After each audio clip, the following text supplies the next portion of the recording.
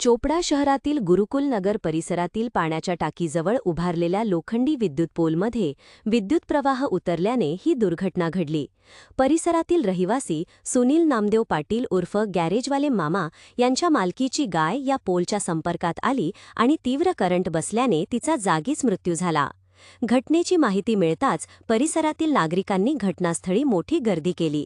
गायीच्या मृत्यूमुळे मालक आणि त्यांच्या कुटुंबियांनी आक्रोश केला। ही घटना पाहून परिसरात हळहळ व्यक्त करण्यात आली। नागरिकांनी महावितरणच्या निष्काळजीपणामुळेच ही दुर्घटना घडल्याचा आरोप केला। विद्युत यंत्रणेची नियमित देखभाल होत नसल्याने आणि धोकादायक पोल वेळेत न हटवल्याने नागरिकांच्या जीवितालाही धोका निर्माण झाल्याचे त्यांनी सांगितले। घटनेनंतर सुमारे 3 तासांनी महावितरणचे अधिकारी तुषार कापगते घटनास्थळी पोहोचले।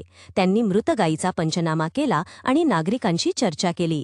यावेळी धोकादायक लोखंडी विद्युत पोल येत्या 8 दिवसांत हटवून सुरक्षित ठिकाणी स्थलांतरित करण्यात येईल, तसेच नुकसानीचा अहवाल वरिष्ठ कार्यालयाकडे पाठवून पुढील कार्यवाही केली जाईल असे आश्वासन अधिकाऱ्यांनी दिले।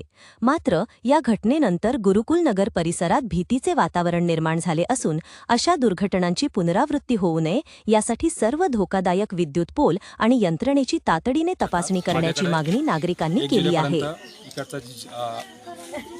चोपडा अर्बन शाखेचा चार्ज होता। आजची घटना घडली ही अत्यंत दुर्दैवी आणि चुकीची घटना घडली। इथे स्थानिक लोकांनी सांगितलं की सदर ठिकाणी जे आहे रोडचे काम झाले आहे आणि ज्यावेळेस रोडचे काम झाले होते त्यावेळेस जर का हा पोल शिफ्ट केला असता तर आजची घटना झाली नसती। परंतु मला असे सांगायचे वाटते की ज्यावेळेस तुमच्या रोडचे काम चालू होते त्यावेळेस जर कोणी ऑफिसला येऊन कोणी अर्ज केला असता की आमच्याकडे अशी अडचण आहे तर आपण त्यावेळेस त्याला काही त्यापण पर्याय काढला असता। तुम्हाला असं म्हणायचं आहे की हा पोल रस्त्यामध्ये आहे म्हणून शॉक लागला? नाही, माझं असं म्हणणं नाही। नेमका सर म्हणजे गोष्ट अशी होती, काही वेळापूर्वी आमच्याकडे यांनी साहेबांनी कॉल केला होता साहेबांना की आमच्याकडे अशी घटना घडली, तुम्ही जागेवरती या। आम्ही सर्वजण त्यावेळेस आपल्या मीटिंगमध्ये होतो तर आम्ही त्यांना बोललो की आम्ही तिथे येतो, पण त्यापूर्वी आम्ही आमच्या बाहेर पाठवलं होतं की तुम्ही जागेवर जा आणि जागेची पाहणी करा की नेमका पोलमध्ये करंट का आला। परंतु लोकांनी असा विरोध केला की जोपर्यंत साहेब इथे येणार नाही, पंचनामा होणार नाही, तोपर्यंत तुम्ही याचे चेक करू नका।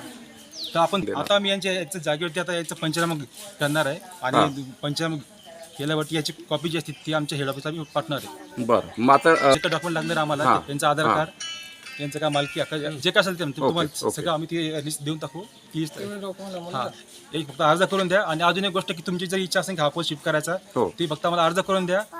एक हार्डली 10-12 तुमचं काम करतो, फक्त आम्हाला पोलची फक्त तयार करून द्या की अडचण नको, शिफ्ट करून देऊ। आम्ही त्याचं एस्टिमेट तयार करून घेऊ आजच्या आज आणि ते वरती पाठवून देऊ मंजुरी करता।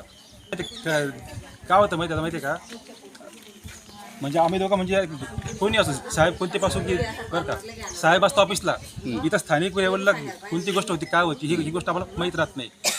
आता तसे झिरो आले हे आले ते आम्हाला गोष्ट माहिती साहेब, रहिवाशांचा आरोप आहे की तुमचे जे MSCBचे कर्मचारी आहे 15,000 रुपये मागताय, नेमकं मान्य करणार नाही। पण हे बघा साहेब, आता जे काय बोलले तुम्ही साहेब ती मी चौकशी करणार आहे, असं काही मी आता साहेबाशी बोलतो, आमचे जे वरिष्ठ अधिकारी मी त्यांना एक गोष्ट सांगणार आहे की अशी आमची तक्रार आली आहे, तुम्ही चौकशी करा।